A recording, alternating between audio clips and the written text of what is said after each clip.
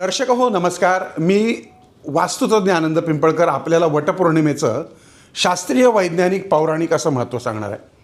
पूजेसाठी कोणतं साहित्य लागणार आहे, पूजा कशी करायची याबद्दलची माहिती देणार आहे. तसंच या कालखंडामध्ये काय करायचं नाही ते पण तुम्हाला सांगणार आहे. पण हे सगळं समजून घेण्याआधी आपल्याला आनंद पिंपळकर आनंदी वास्तू हे फेसबुक पेज आणि यूट्यूब चॅनल सबस्क्राईब करायचे, इंस्टाग्रामलाही फॉलो करायचे. यावर्षी जी काही वटपौर्णिमा आहे ती सोमवार 29 जून 2026 रोजी येत असल्यानं याच दिवशी वटपौर्णिमा साजरी करायची आहे. या पौर्णिमेचा जो तिथी आहे ती 29 जून 2026ला जो सर्वोत्तम मुहूर्त आहे, ज्याला अमृत चौघडिया म्हणतो, तो सकाळी 8:55 ते 10:40 आहे. तर सकाळचा शुभ काळ शुभ चौघडिया हा सकाळी 6 चौघडिया हा सकाळी 6:10 ते सकाळी 7:45 आहे. पण जर या वेळेला तुम्हाला जमलंच नाही तर पर्याय म्हणून माध्यान्ह पूजेचा काळ, ज्याला आपण पर्यायी काळ म्हणतो, तो सकाळी 10:40 ते दुपारी 12:25 आहे. आता आपण पाहूयात की वटपौर्णिमेची पारंपरिक आणि शास्त्रोक्त पूजा पद्धती कशी आहे. खरं तर वटपौर्णिमेचं व्रत हे 3 दिवसाचं आहे. या दिवशी सवाष्णी महिला या अत्यंत श्रद्धेने आणि शुचिर्भूत राहून हे व्रत करतात. या पूजेची तयारी आदल्या दिवशीपासूनच सुरू होते. पूजेसाठी लागणारं विशिष्ट साहित्य तांब्याच्या किंवा पितळीच्या थाळीमध्ये व्यवस्थित सजवून घ्यावे. पूजेसाठी कोणत्याही प्रकारच्या वटवृक्षाच्या जिवंत फांद्या तोडणे हे धर्मशास्त्र आणि पर्यावरण या दोन्ही दृष्टीने वर्ज्य मानलं गेले. त्यामुळे जिवंत झाडाजवळ जाऊनच पूजा करणं हे अत्यंत आवश्यक आहे. आता आपण पाहूयात की आवश्यक पूजा साहित्य काय आहे.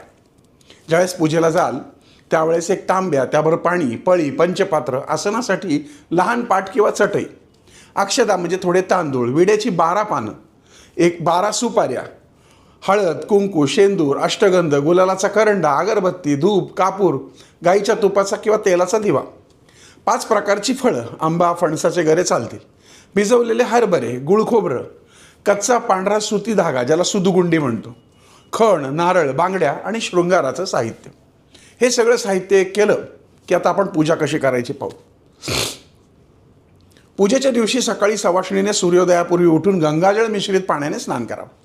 त्यानंतर नवीन किंवा शुभ पारंपरिक वस्त्र, शक्यतो लाल, पिवळ्या किंवा हिरव्या रंगाची साडी परिधान करून कपाळावर सौभाग्याचं कुंकू आणि इतर सौभाग्य अलंकार धारण करावेत. चोऱ्या बिऱ्या होतात बरं का, काळजी घ्या. वडाच्या झाडापाशी गेल्यानंतर पूजेची जागा स्वच्छ करावी. सर्वप्रथम झाडाच्या मुळाशी तांदळाची छोटी रास ठेवावी.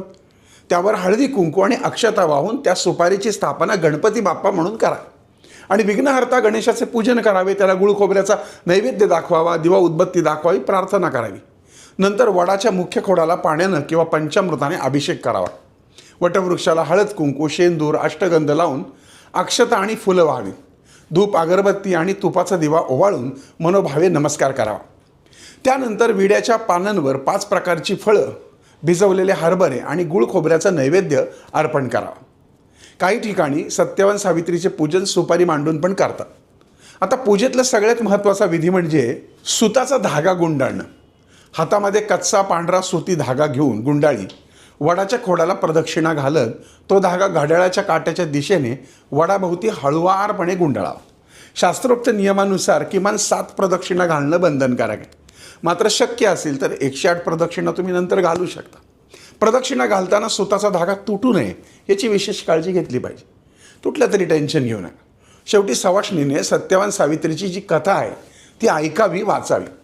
त्यानंतर उपस्थित सवाष्णींनी एकमेकींना हळदी कुंकू लावून त्यांची गव्हाने, आंब्याने त्यांची ओटी भरावी. याच दिवशी गरिबांना दानधर्म देखील करावा.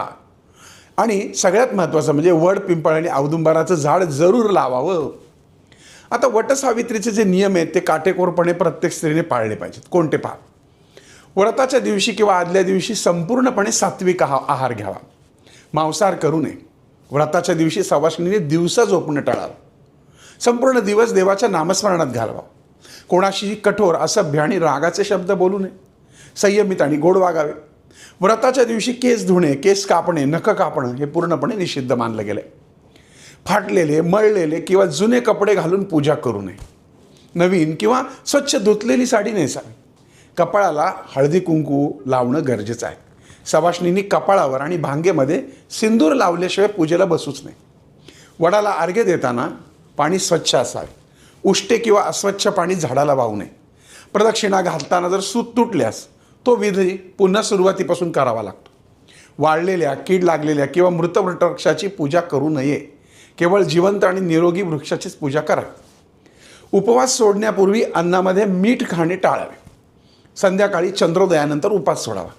कोणाचाही अपमान करू नये, भांडणं टाळावीत आणि घरातल्या सासूचा आणि ज्येष्ठांचा आशीर्वाद जरूर घ्यावा. खरं तर धर्मशास्त्रानुसार हे व्रत त्रयोदशी ते पौर्णिमा असं 3 दिवसाचं आहे. याला त्रिरात्र व्रत असं म्हणतात. पण जर कोणाला शारीरिक कारणामुळे हे शक्य आजकाल होत नाही आहे, त्यामुळं त्यांनी केवळ पौर्णिमेच्या दिवशी संपूर्ण उपवास केला तरी चालेल. आणि सगळ्यात महत्त्वाचं सांगू का, त्या झाडांना दिवा वगैरे लावताना, उदबत्ती लावताना ते दोरे पेटणार नाहीत किंवा झाडाला आग लागणार नाही याची काळजी घ्या. या व्रताची कथा खरं तर सगळ्यांना माहिती आहे, त्यामुळे मी ती काही सांगणार नाही. पण सध्याच्या पिढीला या वटवृक्षाचं वैज्ञानिक आणि पर्यावरणीय महत्त्व किती आहे ते मात्र मला तुम्हाला सांगितल्याशिवाय राहवत नाही. आणि आपले पूर्वज किती हुशार होते की त्यांनी या पूजनाच्या माध्यमातून वडाच्या झाडाचं महत्त्व सांगितलं आहे. एकंदरीत जे वैज्ञानिक संशोधन झालं आहे त्यानुसार वटवृक्ष हा हवेतलं जे कार्बन डायऑक्साईड आहे, जे दूषित म्हणतो आपण, CO2 म्हणतात त्याला, CO2, हे शोषून घेण्यात आणि अत्यंत शुद्ध ऑक्सिजन सोडण्यामध्ये अग्रेसर आहे. संशोधनादरम्यान विविध झाडांच्या कार्बन जे शोषून घेण्याच्या क्षमता आहे, नॉन डिस्ट्रक्टिव्ह म्हणतो, त्या पद्धतीने जेव्हा अभ्यास केला आहे त्यावेळेस वटवृक्षाची कार्यक्षमता ही सर्वाधिक असल्याचं आढळून आलेलं आहे. आधुनिक वैज्ञानिक चाचण्यांनी वडाच्या औषधी गुणधर्मांना मान्यता दिली आहे.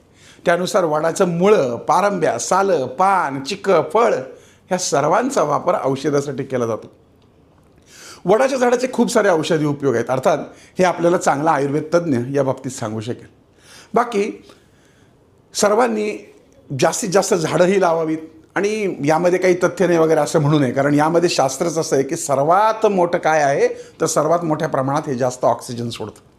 मला सांगा, तुमची मुलं, बाळं, घरदार, कोणी, सगळे जे तुमच्या संपर्कातले आई वडील, आपल्या सर्वांना काय लागतं हो? ऑक्सिजन लागतं.